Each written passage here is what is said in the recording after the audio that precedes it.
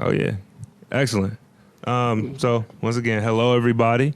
First off, thank you for being here, for your time, for your intention, and for just your resources in that way. You got in the car, you came here. You could have been any other place, but you are here, and we very much appreciate that, and we honor that, and we hope to honor this. Speaking of, actually. I'm going to give my phone to Kyle because we promised people on Instagram that we would put this live. We can't forgive people. Here you go, brother. Excellent. Um, so we are here for our conversation, art, policy, and community. A lot of folks kind of asked me what was the thought behind that and where do these even mix. As an artist, I am very fortunate to cross paths with kind of all walks of life and really people in all aspects of community. And in that, I recognize that there are very similar conversations that are had and similar feelings that not always are brought together. So that was the impetus for this gathering of individuals. My name is Chase McCurdy. I am an artist and founder of 33 Gallery, where we are now. I have with me Miss Leslie Turner, co-director, founder of Mass Liberation Nevada, a beautiful project that I feel fortunate to have worked with for some time. I have here my cousin and also county commissioner, Mr. William McCurdy, someone who I'm proud of daily and very much respect what you do, what you are trying to do in the space that you are in. And my sister, Miss Erica Vital Lazar, who is going to, as you can only do, like you, kind of weave us through this conversation as we try to really get at something new. Right. For me, this conversation format is very important, as it is something that you can really kind of only get at certain understandings or kind of come together through that kind of clashing of ideas in real time. And so I call this an experiment in community building. And what I like to call an example of this idea of like spirits. Right. We all hear the idea of like minds quite a bit.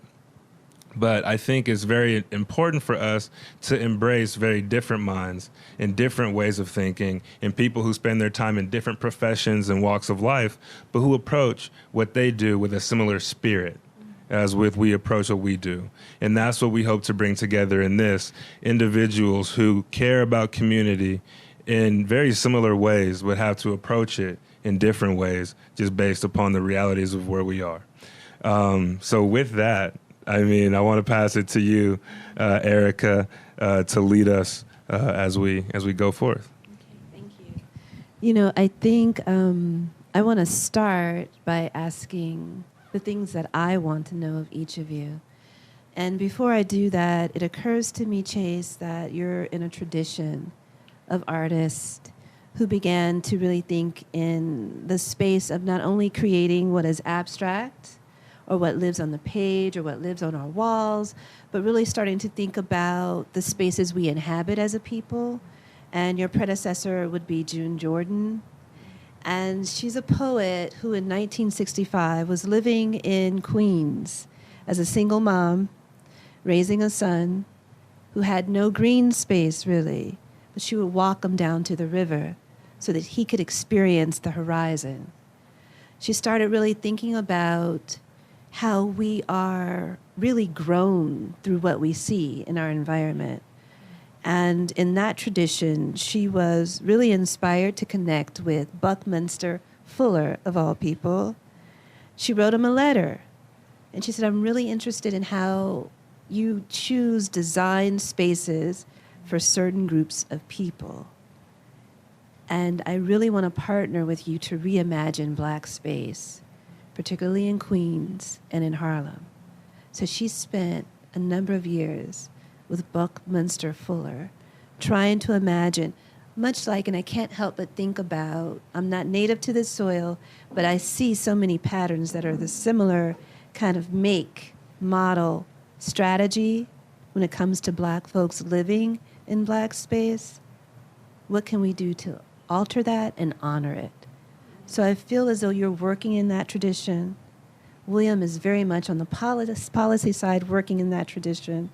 And Leslie, my gosh, what you're doing in that tradition and imagining us all free and recognizing one another's freedom, I think that touches on all these aspects of art, policy, community. I don't know if there's a question in that, just a recognition of what you were doing with such conversation. I want to know what inspired it for you. We'll pass that to Ms. Leslie to take first.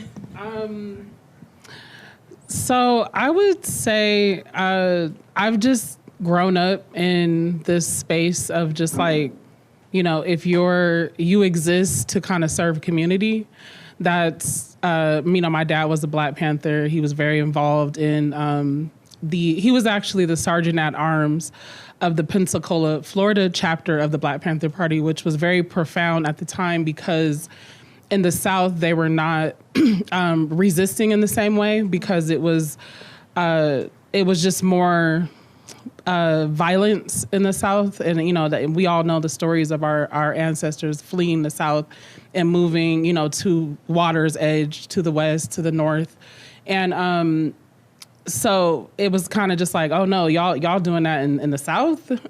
So it was very profound. And so he ended up having to flee the South to California, and that was kind of where he kind of carried on the tradition of just like, we're here to be a part of community. And so that's just how I grew up. So fast forward to now, being a single mom, being in, like you said, on soil that I'm not native to, but also understanding that, it's my duty to give back to the community wherever I am, and just kind of taking all the different lessons learned from the diaspora as well. I lived in Panama for 5 years prior to moving here, and just reconnecting with my family that's in the diaspora and just learning that how all of our struggles are connected.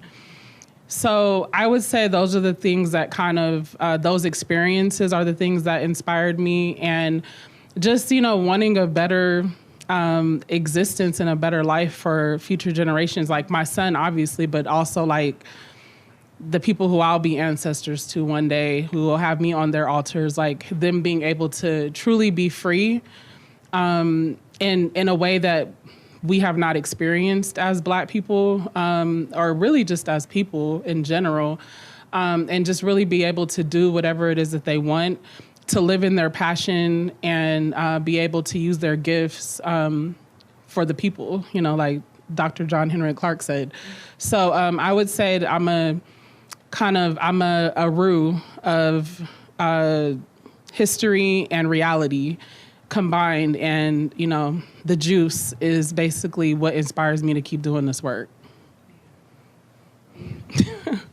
That is beautiful. I want to touch on it. I want to tie something with you, William.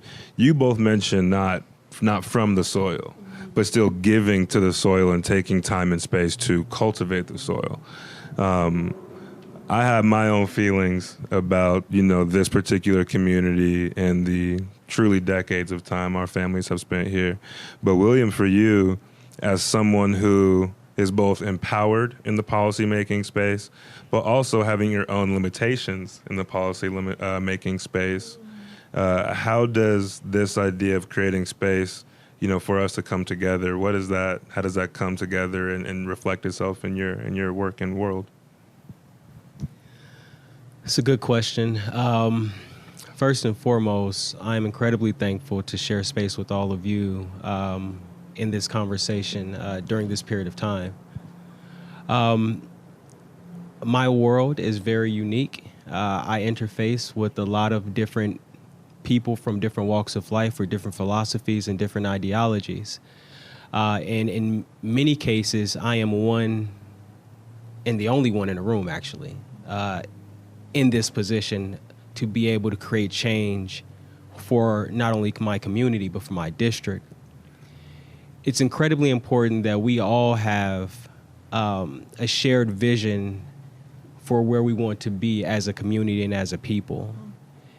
And oftentimes you don't arrive at that point until you can collectively have a discussion similar to what we're having today about what our shared experiences are, our backgrounds are, and what we would like to envision for not only ourselves, but for the lives of future generations. So for me, it's incredibly important that we take time to take up space and have conversations outside of the hallways and the offices of power.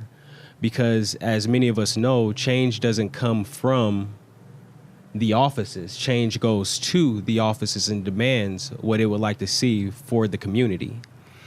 So I think that while taking up this space with this discussion that we're having, I see my part and my place within this whole discussion being one that is truly, sincerely always ready to listen first, act second. But I take my marching orders from the community. I take it from those who have maybe experiences that I've never had myself personally. But I think that we all have an obligation to not only create space, but then invite someone else to partake in the spaces that we're literally charting our path forward in. Thank you. And I'll piggyback on that, because, and it even touches on something that Leslie and I felt, and we were talking on before this, seeing where you are and even being close to you, even more makes me want to create this space very independently to show people that we do not need to, especially us, rely on external sources, right? We appreciate you for what you can do and potentially seeding opportunity and listening and trying to use and be a voice in that way that you speak to. And even Leslie and I were talking about, there's a point where we have to do our things for self, and recognizing that each space has a limitation. We work together where we can, but we're all building in what we're doing independently. And sincerely and respectfully so, right? Because, we just trying to build our thing here and, once again, then invite folks to it. We open the doors and we hope to create that space for conversation, for diving into the unknown, for hopefully finding a way to approach these myriad kind of issues that we all see and face kind of daily, especially as Black people who choose to care about our people. Beautiful. Okay, so you're all speaking about really point of arrival, something that you mentioned, William, and I can't help but think about what you're saying. Being an ancestress, looking forward in that way, what would you have left, those who come after us? So what is that point of arrival? What is legacy for you all in your work? What is it that you are building, and for whom are you building it? That's a big one. Yeah, no, that's a hard one. No, I'll take that art-centered focus first. What is legacy in the work? For me, something like this is legacy. Not only having a space where my work is on the walls, but a space where we can invite people in and have real and fruitful conversations. Being able to record this conversation, to have it for posterity in the technological age that we're in, right? And then maybe busting it down into a transcription or something if we choose to preserve in another form.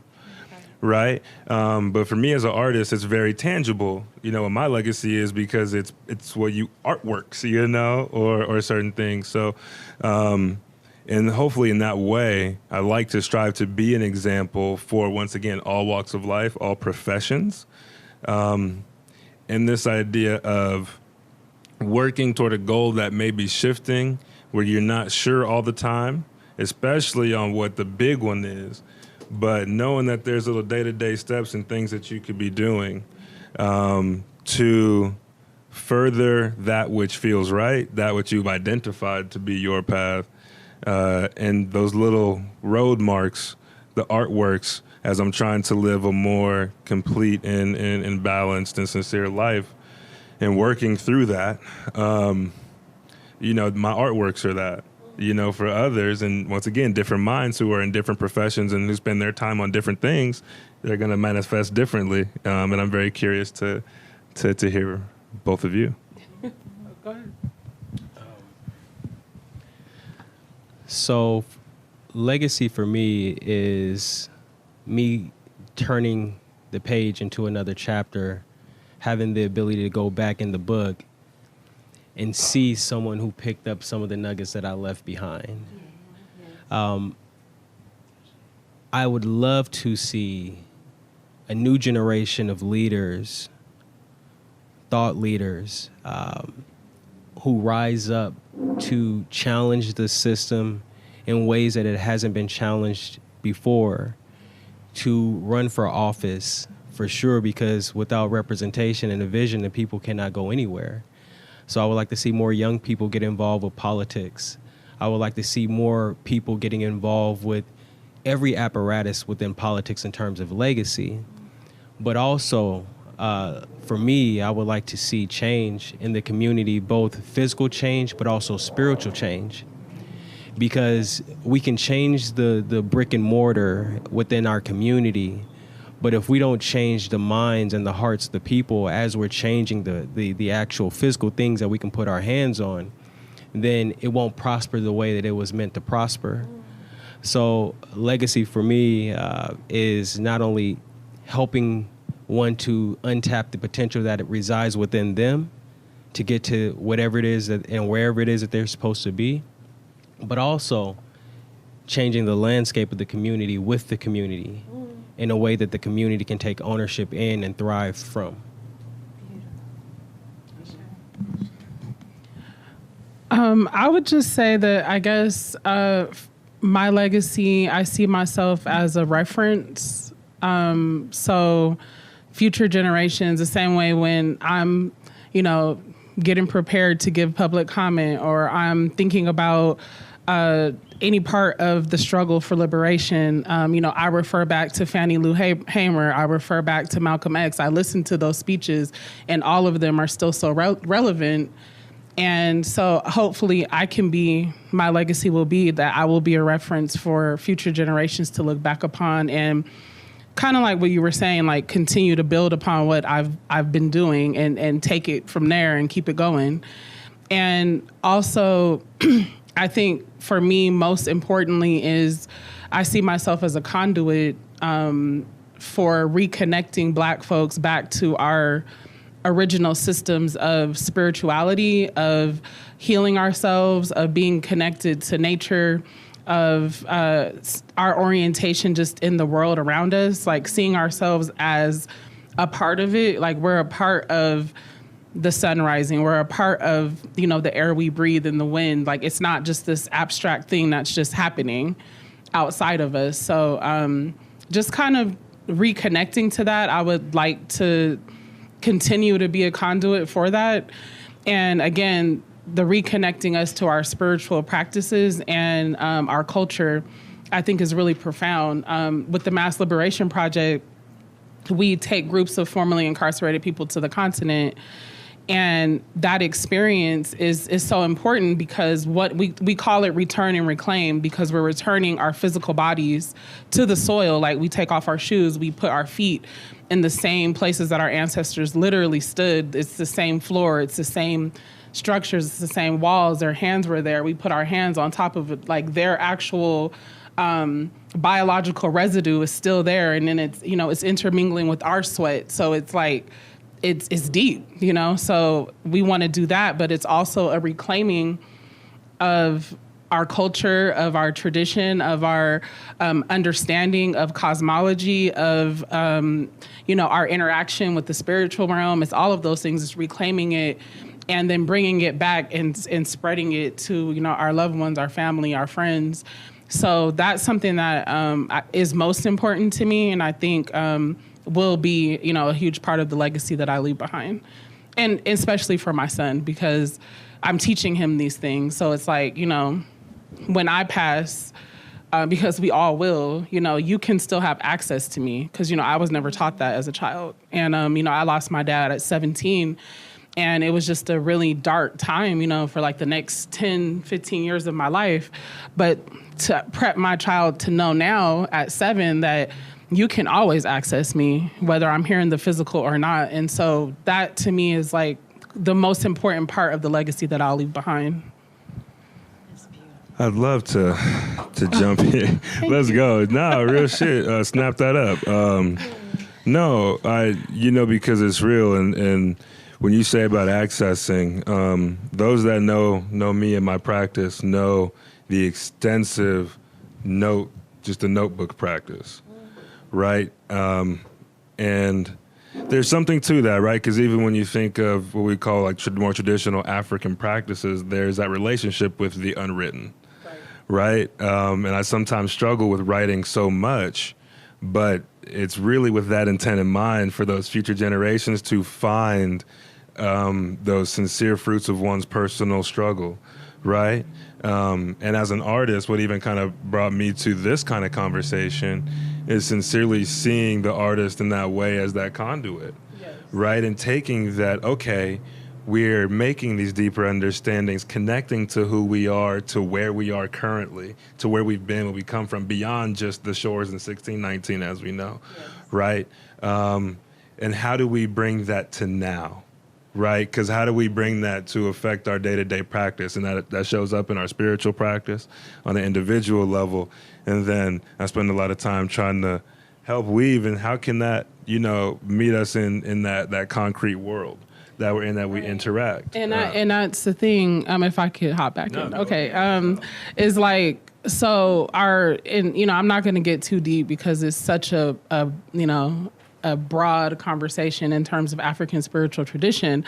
But, in African spiritual tradition, there are core tenets that we can apply to our everyday life that are really just rooted in like, be a good person, like it's not that deep. So it's like, if we can apply those things to our everyday existence, then we can shift our mindsets and shift our hearts and our, like you were saying, to really bring forth to bring the things to fruition that we're trying to build, and to make it grow and continue, generation after generation, because we're stifled right now as a community, and a large part of it is like the psychological warfare that we've gone through, and the detachment from our spiritual connections, and even just our ancestors is a huge part of why we've continued to be oppressed. And so that's something that we have to actually get a chisel and start really digging in there.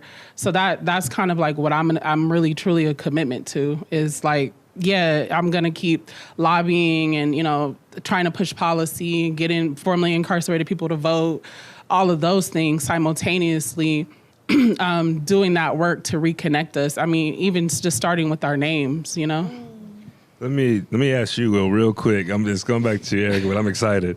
No, really, because as we speak to, and okay, we're doing that work to reassess the spiritual in each of us, and as we're on that kind of journey, okay, say you in a perfect world, what does that look like for you, trusting and listening from the community?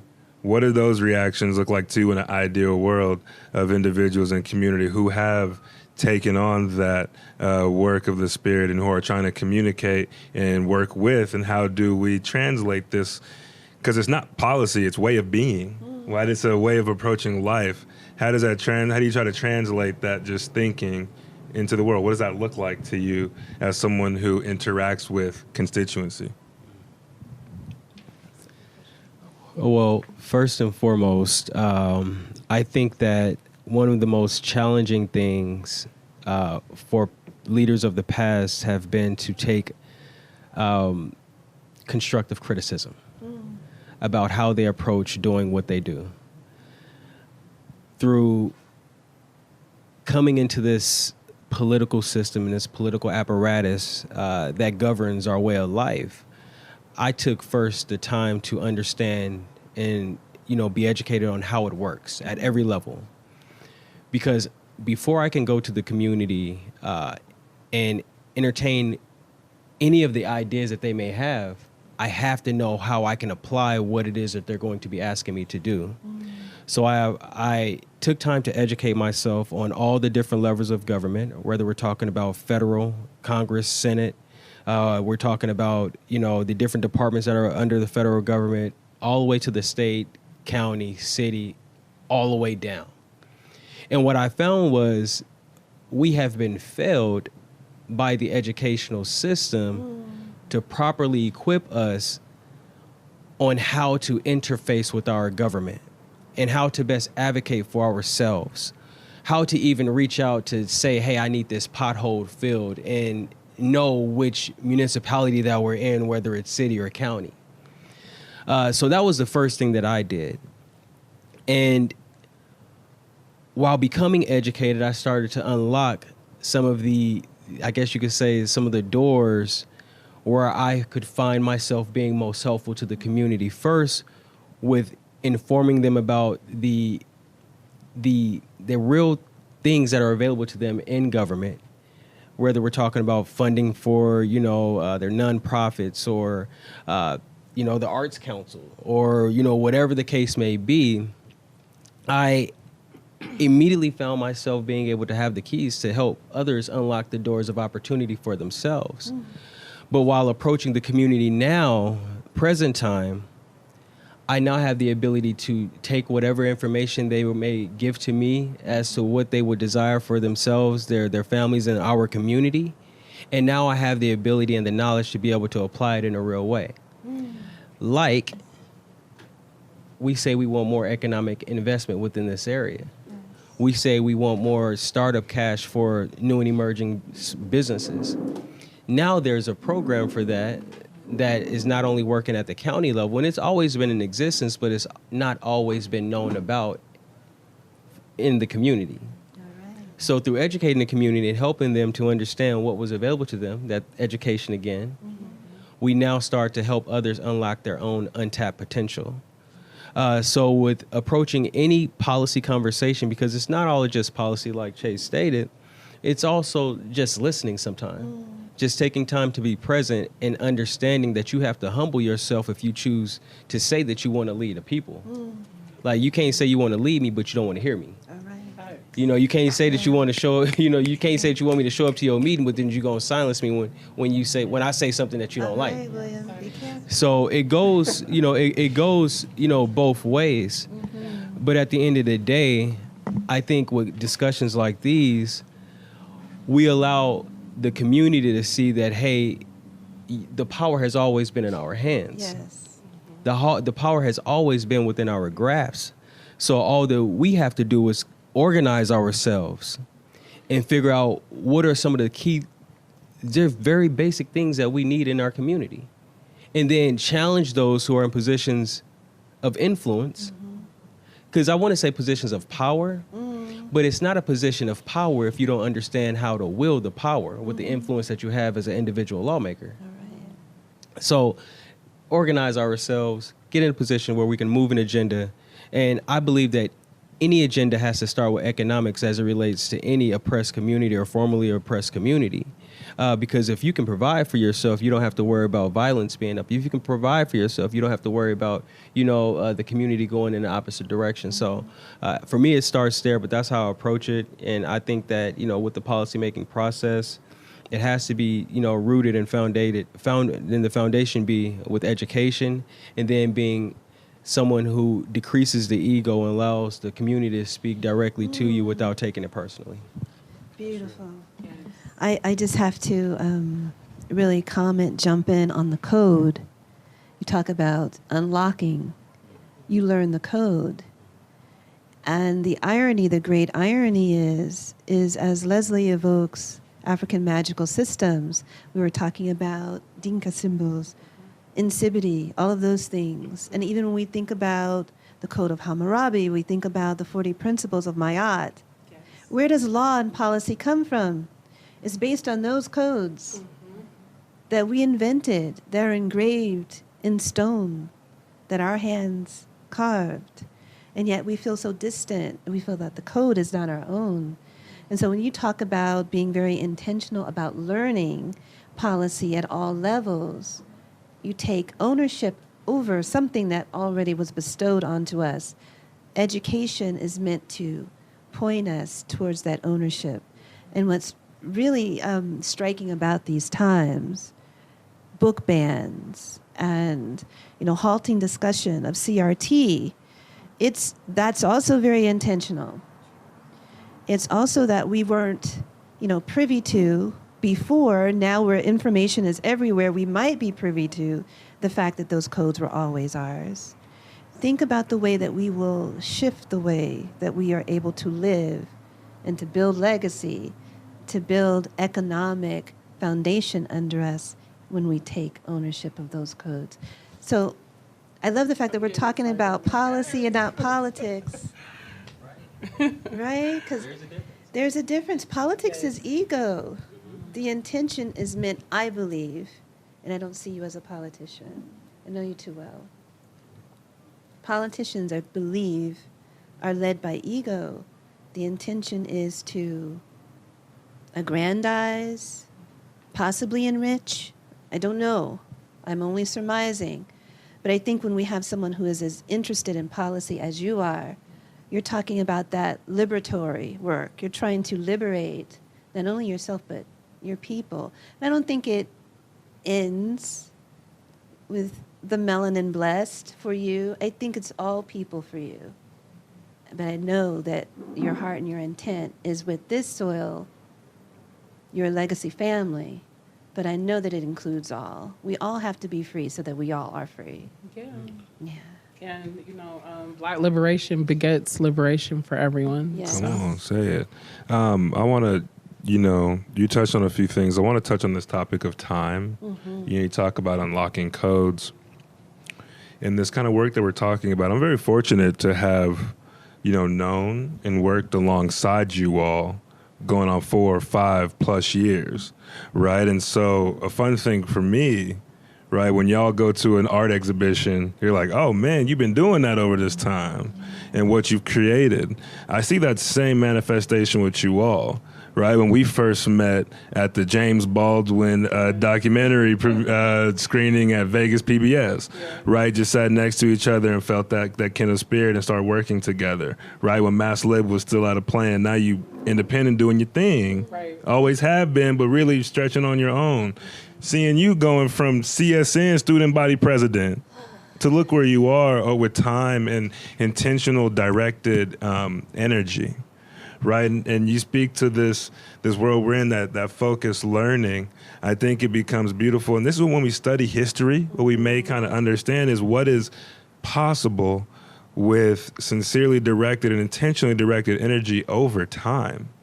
It's like, yes, you have what we're worried about now, but what can we really accomplish when we set out to really put our whole hearts into something for 5, 10 years? I mean, even when we look at crossing into the community space, everybody loves to look at the Black Panthers and all of these things and these big singular moments. Before anything becomes very well known, it's building in the background for years. By the time you find out about it, we 9-10 years into this thing. And that's what they're building for and setting a real foundation. And I just want to talk, and what does that aspect of time mean to all of you in your spaces?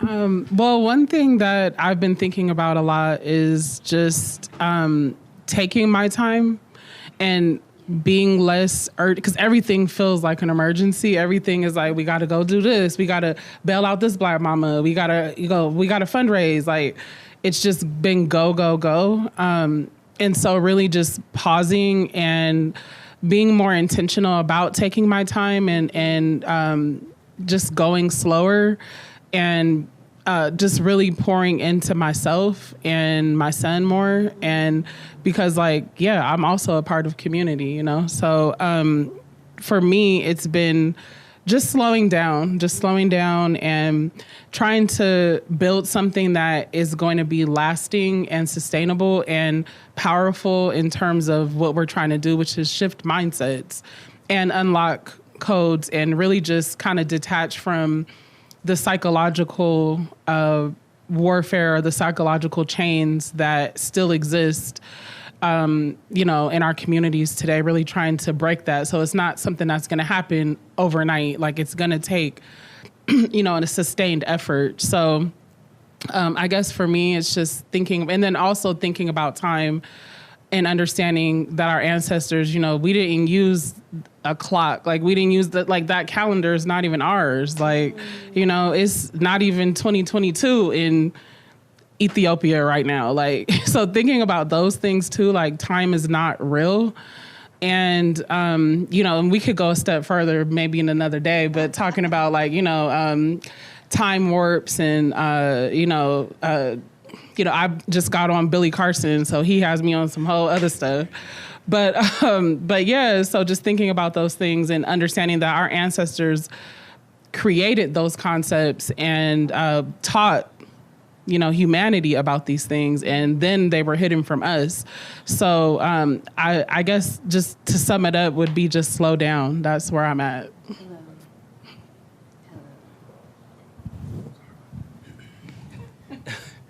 So time. I constantly feel like I'm running out of time. Yeah. Every day, since I got on this path and have been on this journey, I feel like I'm running out of time. And people always ask me like, "Well, you all over the place. You go, go, go, go, go." But I go, go, go, go, go because I feel like I'm running out of time. So I move with such intention and I move with such a fast pace, because if you are so fortunate enough to be able to understand who you are and understand why it is that you are here and what it is that you're supposed to do with the time that you have here, you can move like you're running out of time. And I found out, since I've been on this journey, is that my purpose is to not only share my story, but also do as much as I can, as fast as I can, with my community, for my community, while I have this moment on this commission and other seats prior, but just understanding that tomorrow is not promised, and while you have life, you have to, in my opinion, I feel like I have to move as fast as I can without missing a step, and also while maintaining face, even when you don't feel like doing what it is that you know that you have to do. I've also found that while doing this work, you have to be able to maintain your face, even when things may not be going your way or things may not be panning out as well as you've intended them to. You always have to maintain control of your emotions and maintain control of the face that you present, because someone's always looking to you and finding, sometimes, whether we know it or not, inspiration in us. And we just have to keep focused and continue to move. And, for me, I just have found out that, you got to move fast for myself, because I just, again, I just feel like I'm running out of time. Can I just say, yeah, I was like, I think that's so profound, because it seems like we said the opposite thing, but it's like, that's the beauty of it, is that we're all synthesizing. So like, we all have to do what we have to do to reach common ground. And so in my case, I need to slow down. In your case, you might need to slow up so that we can meet at a point to really build in this opportunity. So I think that it just actually motivates me, because I'm like, okay, I need to go get a meeting with you before you get out of office. But no, it's just, that's just the way my mind is kind of visualizing it right now, is like, we are all doing different things. We're doing what we have to do for our lives so that we can synthesize and meet up at a point of building power. So that's all I want to say. Thank you. That's beautiful. I'm just basking in this because time is something that, I wrestle with and I revel in. I think it's an element, just like fire, water.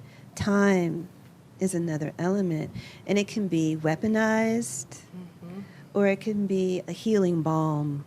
And I think that's the part, right, where you have to meet in the middle, where perhaps you're actually weaponizing it for our sake, right?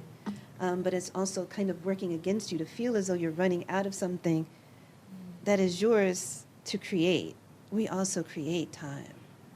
I can't help it, and just forgive me for being like a pop culture like maven, but I think about The Matrix, Yes. And how that, kind of pivotal scene where he's able to bend and flow. It's not only space that he's bending time. Right. So that's something that we all have possession of. I read an article recently that said, we're experiencing a time warp. Time is speeding up. We feel the pull of it. We've had discussions about this, Chase. I kid you not, the week after, there was another publication, just as credible, that said time is slowing down. So, right? Right.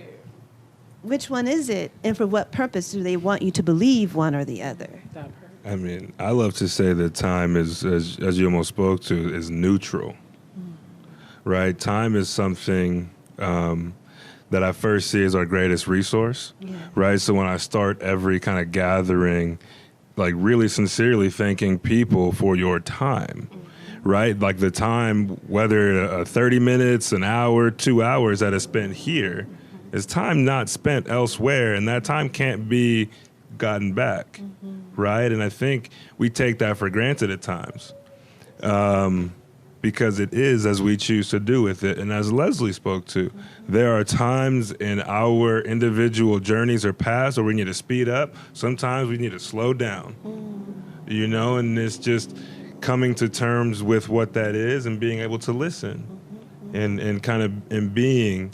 And for me, I guess that's really my art practice comes from those, like, I'm very disciplined in how I use my time, those that know me. Yes. Extremely disciplined, but it's to allow for those moments of freedom and to allow that which needs to happen to happen. So it's like you speed up to slow down, right? I get up at 4 o'clock in the morning, not to be like, do. I get up, but I'm like, I'm easing into my day, but I'm choosing what to do with that time. Right? I'm trying to be very intentional with my time, and some of that rest is part of that. Reading is part of that. Exercising is part of that.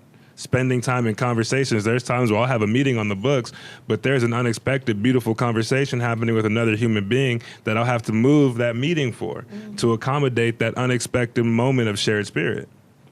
So it's like, it's like very intentional to allow freedom in a way. I love that. I love that you bring rest into the conversation because we've been taught that that's a waste of time, right?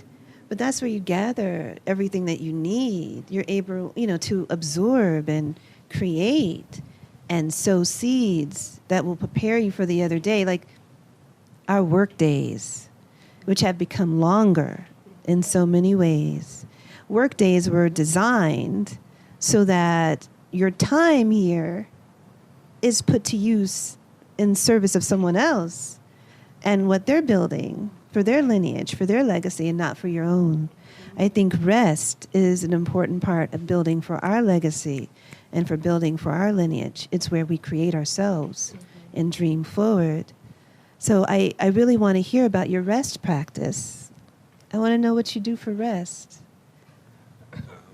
No, I'll get into that. And then I think for a time I'd love to, hear from folks and broaden our discussion. Really, whenever y'all want to jump in almost, because, Eric could keep leading us and we'll just kind of open things up. But rest. So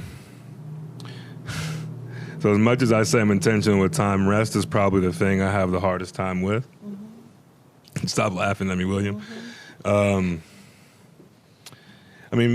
and I are very similar. No day is guaranteed.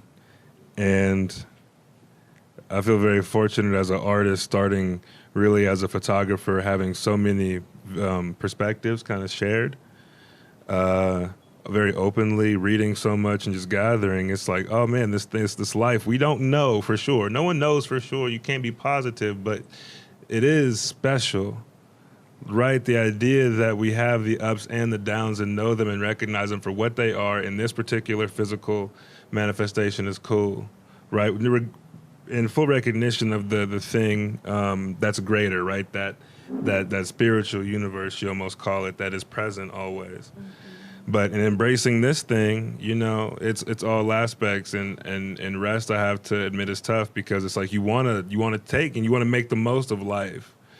But I don't know. I mean, forcing oneself to lay down, I nap. Like I may get up early, but like instead of just like powering like a Red Bull or like a coffee, like I'll take a 15, 20-minute nap. Right. Like if I can, my exercise part of is almost rest in a funny way, because it's mental rest. My mind is going. When you see these artworks that happen to fortunately come out and these other things, that's my mind having a chance to, so my smoothie in the morning, my hot water with the key lime first thing in the morning while I read is rest. So it's not like always sleep, but it's being intentional. If I got to unplug from things, I'll sit, and just silence. I'll sit with a silence and just a candle, just like nobody business. So it's just listening to oneself. Yeah. But yeah, I need to do more rest. We got our things we need to work on. Yeah, yeah, definitely. I would definitely have to agree with needing to prioritize rest more. And then I think in the biological sense that like that's when your brain detoxifies. So for me, not for everyone, that's super important. So there's that, and then also just, again, detaching from this psychological programming, because we've been taught, grind culture, team no sleep, I forgot the saying that's very like prominent in our community, but it's like basically if you're asleep, like you're not making no money. And it's like, actually you need to sleep in order to be successful in any regard. So just trying to like reprogram myself to prioritize rest. And then, that it also empowers me to show up better and stronger. And, but it's like he said, it's a struggle. It's a struggle. I'm like off very little sleep right now as we speak. So, there's that. But I'm working on it. I'm a work in progress. Anyone else on rest?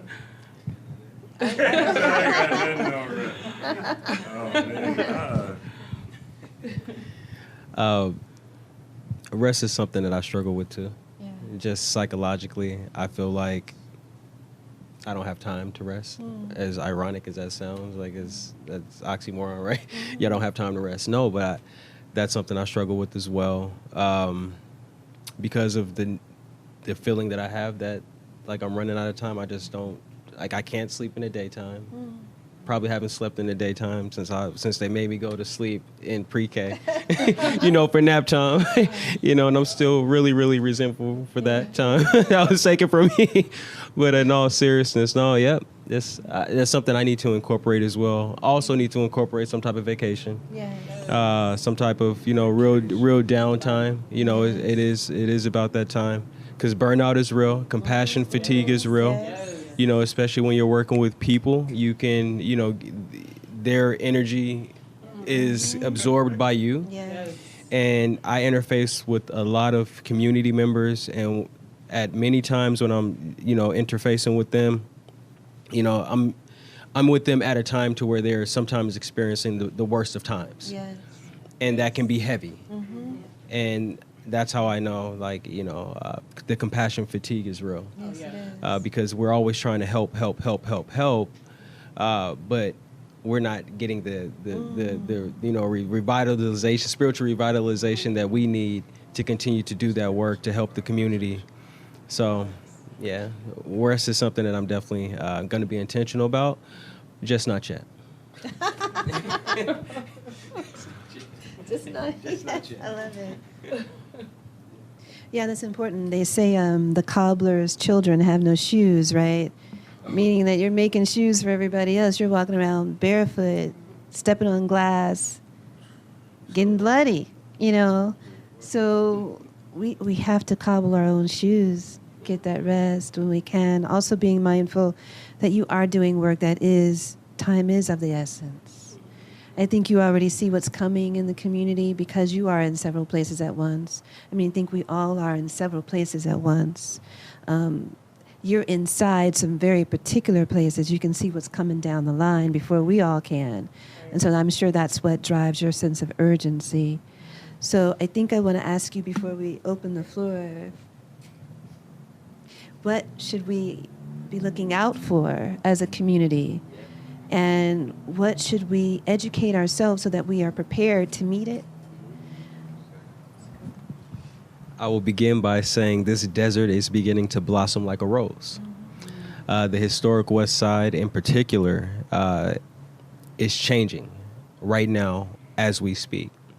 There are proposals have already been put forward. There are proposals that have been approved.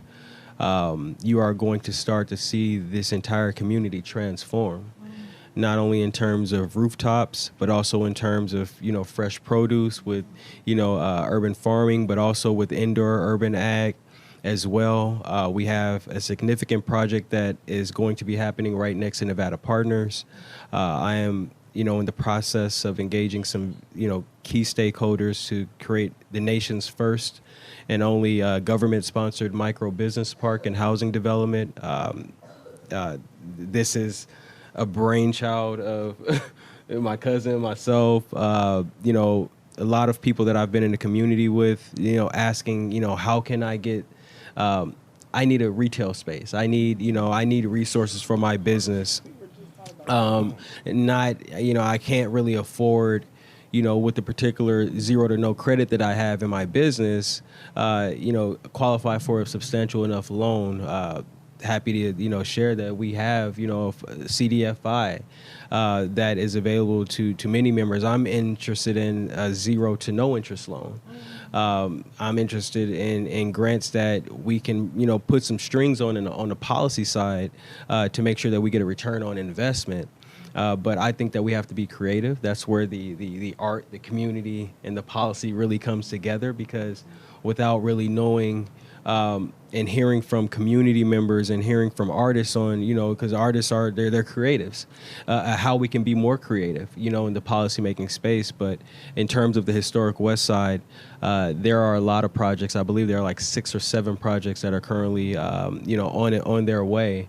And you follow any city council meeting, this is not proprietary information. This is information that they share publicly at meetings that many of our community members should be in if they have the time. It's incredibly important that we're paying attention to what's happening within the community, particularly with what's happening within this community, because we have the most to gain, but we also could quite possibly potentially lose a lot as well if we're not paying attention, if it's not being communicated in real time. And I am a microphone for the things that are happening, in these places, but also letting the community know, hey, there's a lot happening.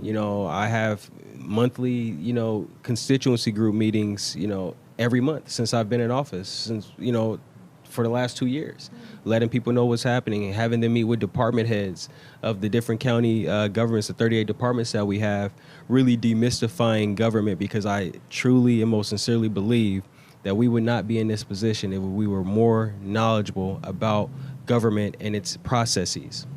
So I just been, doing my part while I have the time in this place, but a lot's changing very fast. There is a multi-million-dollar complete streets program that's happening right on Lake Mead between the 15 and Simmons. There is another complete streets project happening right off of Jackson Ave. There is a library that's going to be built right next door to the post office. It's going to be amazing, transformative.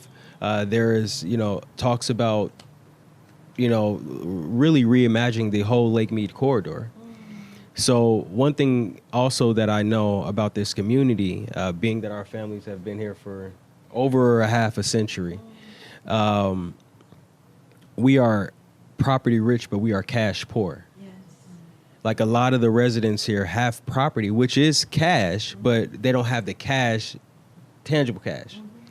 But if we were to be able to create a mechanism for them to collectively pool their resources or equity together with the homes that many of them own, by the way, they're passed down, we would be able to really leverage our resources to really build a stronger, more vibrant community. And it's a lot, because I work 24/8, 367, I got an extra day. But but the reality is, like, we need more Bodos. We need more mass libs. We need more of them to be funded to levels to where they can really maximize the work that we need them to do. We need them to be in every space, just not the urban farming space, but we need them to be in a development space. We need to be in all kinds of spaces, because the reality is there's enough for everybody to make it. And unfortunately, it has been a sentiment that you can't make it if I make it. I can't make it if you make it. But that's not the way, and that's not the way it should be, and it's not the way it should have ever been done. But as was articulated by Leslie, we just have to be really willing to share, and be open, and really understand the resources that we have available to us. And I see myself as someone who is able to actually share all these things real time, because I understand that they're not mine. Me having this seat is not mine. The seat is a community seat. I happen to be here representing the community, but this is a community seat, and that's how we have to see ourselves and be willing to let it go if it's not right for the community. So that's what's going on the West Side. Beautiful. A lot going on. Ah, beautiful. So thank y'all for all of this and more. And Chase, did you want to add anything before we turn the mic over to y'all? No, I'm curious. I mean, I'm wondering if anybody got anything, if we was talking too much, what y'all got? Any thoughts? May I ask a question? How do You you need the enlighten mic. those? No. Oh, yeah. How do you enlighten those that not desire to be enlightened? With community fairs, conversations such as this, How do you enlighten somebody that don't want to be enlightened? that does not desire to be enlightened? You ever start playing? Yeah, I could start. Go ahead, 'cause I got some thoughts. Well, yeah, it's a lot. Well, part of that question is like, there's always going to be people who this is just not ever going to resonate. And that's just the depth of the indoctrination of our people. You know what I'm saying? So accepting that at the forefront, that, okay, this isn't going to resonate with everybody, and being okay with that, because the one person or the two people or the three people that it does resonate with, you're going to have to build with those people. And then out of that, you're going to get some more people. And then some folks, it doesn't resonate at first and they continue to come around. Those are folks that you've planted a seed and it might not sprout just yet, but you just continue to expose our people to things that are very foreign to them, and eventually they could come around. So it's Harriet Tubman talked about it. Like, it's just a part of the process when you're trying to liberate, your community. And I think you just have to be consistent in exposure. And also, no, buddy, not right now. Excuse me, I'm talking. No, buddy, no. Okay, I'm not, Nas, He said, please "It's step fam." over there. He said, I know this place. No, I'm not doing that right now. Yeah, he wants me to buy an app. Yeah, that's what that was about. So, but yeah, this is a part of it, is just understanding that there is going to be some folks left behind, and that unfortunately is the nature of the work.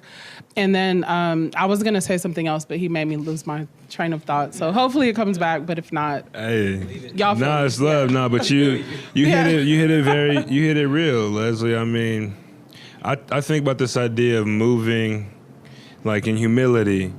I try to be purpose driven and recognize that, I don't even need folks to be enlightened. Like Leslie said, we just kind of building, through life, we're going to interact with other spirits.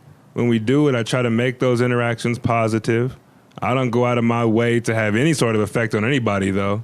Like, I don't go out of my way to have a good effect on somebody or bad, right? Because I'm even like, I'm the kind of person, like, I don't know if my enlightenment is enlightenment. I could be on some bullshit and think, well, right, because we all know in different points in our lives, you get a certain point, get some new information, you're like, oh, everything that I thought I knew I didn't know. So I kind of carry it, and I just try to, meet folks where they are, engage in, if somebody wants to have the conversation, don't if they don't, and really give my energy and spirit and be intentional with who gets it and what it goes toward and why, and trust that the rest works.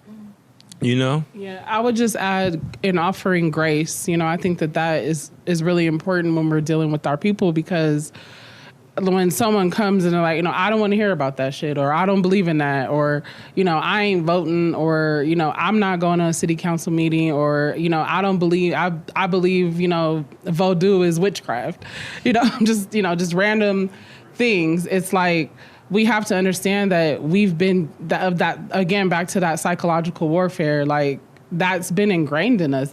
We've been indoctrinated to react that way. So I approach it with grace. I understand, like, this is how we've been programmed. So it's going to be a process. You're going to, you can bring it to them once or twice, and it might not be to the 10th or the 20th time that it actually, well, let me look into that. Or, you might be going somewhere with this, and Malcolm X talked about that a lot in his speeches, that, like, expect your people to reject what you're saying initially, because that's how we've been programmed, Oh, go ahead. Hi, everybody. My name is Nganji. Sorry, I'm wearing my mask. Yeah, would you like to record in the mic? Yeah, let's get that so you can catch your question. I'm sorry, I'm wearing a mask because I just traveled from Baltimore doing a project, and I'm not sure if I if I carry. No, we got you. I just want to connect your idea of, and I'm originally from Madagascar, but I'm black. Yeah, on paper, of course, but in different spaces, I mean different things from different people. So I kind of want to connect with the relationship of people who do not want to understand the concept, or it feels my relationship with my brothers and sisters who are black in America. It's kind of have those two different. In this space, I feel like I'm just like all of you, in different space. I'm considered others, even the way I speak. So in that regard, for me, like, you don't really care, I think, sometimes, You wanted to educate people. We are all the same, but at the same time, in my culture also, some of my people will see black people as different, So those are something that when I live here in America, I always like to work with young people that are in school, just to let them know, that we are the same. Adult, it's a little different, But it's always a privilege to work with young people, making that connection of like, well, we are just taught not to look at each other the same as people. Many ways. Movie we see in Madagascar, for example, Right. we don't see, Right. we don't see. It's always You don't see giving, people. giving lights, bad light, and to our brother and sister here. It's always probably similar too. I looked at movie about Africa here. No, they don't talk about who we are, as. So, anyway, just wanted to. I think it's connected somehow. Even that idea of receiving, accepting that we should all change. There are better life for all of us. But I like also what. I'm sorry, I forget Commissioner name. William. Yeah, it's great to hear a leader that really understand that idea of learning the system that you are in, but also thinking of like, what is your position? What does it mean? it's not really me, you know, it's really the people who put you there. And that's, I think, all politicians should think of, you know, because that's where change really can happen, you know, because that means like you don't really care also like about that seat, because you're going to do what you need to do to make sure that the people who put you there will get what, why they chose you to be there, you know? Right. So that's beautiful. Yeah. I don't want to keep too much, but I was just inspired. No, thank you. We talking. So- yeah, you got something else? What you got? Talk to me. No, I'm excited that y'all see. So time also, I felt like time is real. My mom is the one who always like remind me of time, you know, like. But looking at mirror, I think it's always like reminding me like, well, I changed a little bit. There is a little white hair here. That means like time is catching up. But I think how do we use those time also is important. I don't think it's forever, but I guess there are like something in our life that can continue on, never resolved. But I felt also that there are smaller part of our life that we can control. And for example, projects, you know, you have a project that, yeah, I need to do this to this. And it's a learning also, I think, you know, something that I find in teaching. I teach at UNLV, and for young people to understand that idea of time management, you know, there are certain things that you need to be done in this time. So that's the way I think of time. It's real, and there are things in our life that will continue, but there are things that we can control using those time that we have. No, love. Well, because I want to Thank speak, you. because you speak of time, and meeting you, Iandri, and working with you. Iandri's an artist, a community-based artist in a real way, right? You take not just opportunity, but really extend them, right? You take an opportunity and ask for more. It's not just, oh, I got a mural. How can I involve community in the creation of this mural? How can I involve young people from this neighborhood in this creation? How can I make this piece of artwork now an educational opportunity? And I see that's very much that intentional use of time in a very real way, and a way of using, once again, art in community building. So much love and respect, and we appreciate you sharing. And yes, Madagascar, the way, so I actually, yeah, that came up recently in another discussion we were part of in something called the Men's Room, and this idea of international African kind of consideration and thought. An African person is an African person with various contexts thrown upon us, historical, in different ways, but we share that commonality, especially in how this world sees us and treats us. So thank you for involving, right, and for sharing that perspective, and for reminding us, you know, some call it like Pan-Africanism, whatever you want to term it, you know, but remembering that and being secure in that, but also being insecure in those particular differences and unique perspectives that come from, like being an African person in what we call America, an African person in what we call Brazil, an African person, et cetera, et cetera. And even the differences in African people on a continent that is called Africa, Right. but is just a number of peoples that were living their own lives, right? That don't have a conception of Africa or a conception that, well, now we do, of course. But prior to, right, this is just a space like any other of people doing what people do and creating family, tribes, ways of living, ways of being, right? And yeah, so love and respect. Thank you. I would just add too that I really like what you said about like youth, young people, because there has to be a focus there, because young folks they're just more open. They haven't been made as rigid as we have because of life, you know? So they're more like pliable and open to new concepts that they might not have been exposed to previously. So there has to be intentional work there to give back, to invest in and lift up, empower young folks. And I think, we just did the Youth Academy here where we had directly impacted kids. They did like a 4-week thing with Chase where they learned like basics of art basics. And then they culminated with an exhibition.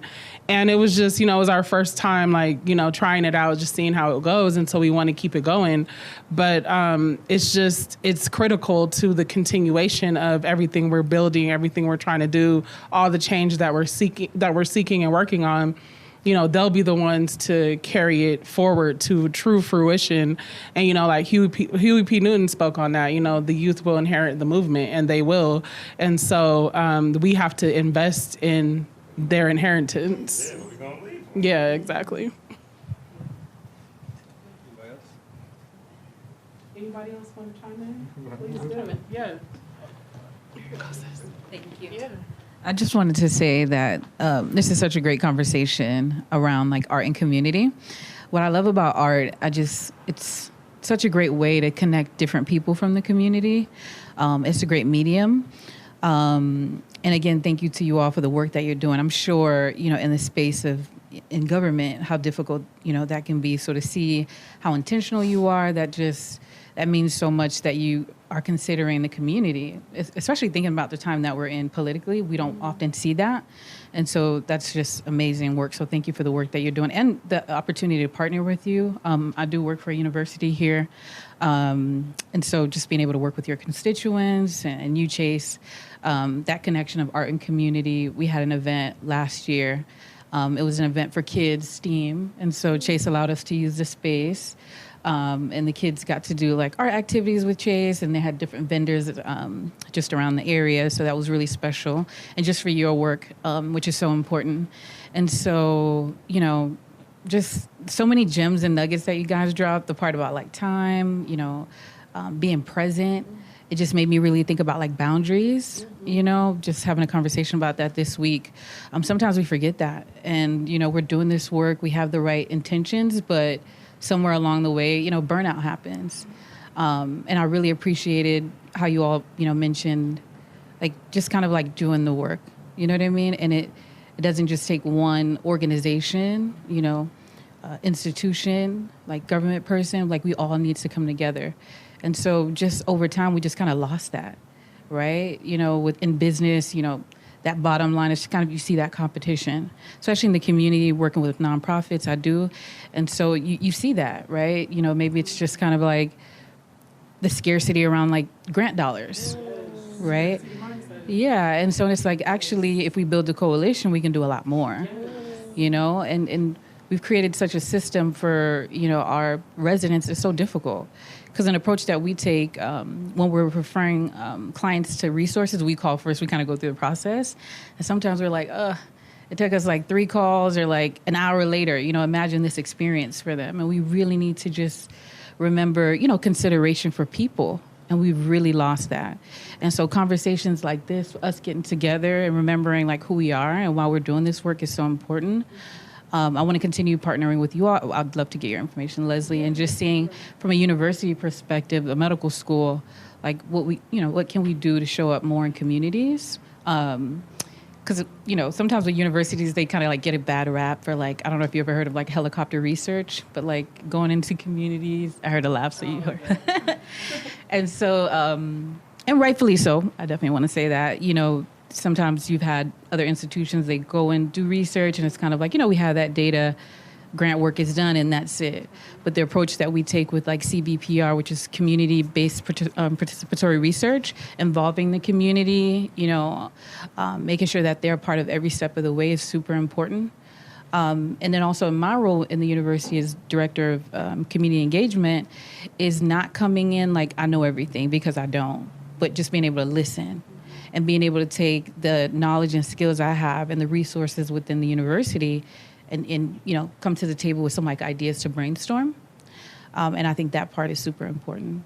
And also someone, working in the university, a part of what the team has to go through, faculty, staff, is learning about communities. So before we even launched the program in Historic Westside, meeting with like stakeholders, going to the different like museums, just different things. You really need to understand about a community, about the people, because you can understand the dynamics and why people interact the way that they do.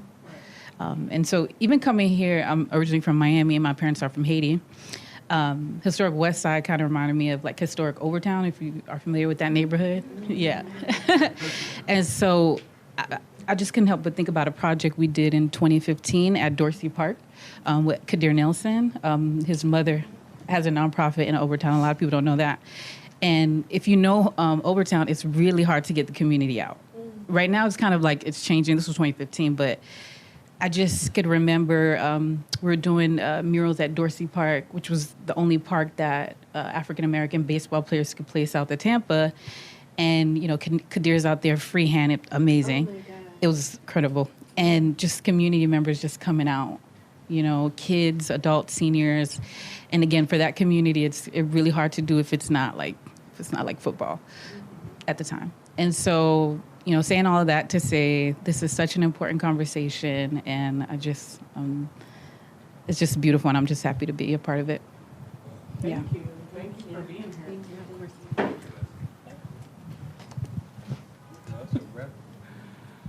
We can wrap it unless we have any benediction, blessing. All of this is that. Thank you. A little blessing I do like that I'd like to share with folks, because maybe you'll think about it from time to time. This idea of asking for, at the very least, a moment of spiritual peace for all beings in existence. Because as much as because we need it for us, but you know what? If the other ones can feel a moment of peace too, maybe they'll relax on how they try to come at us.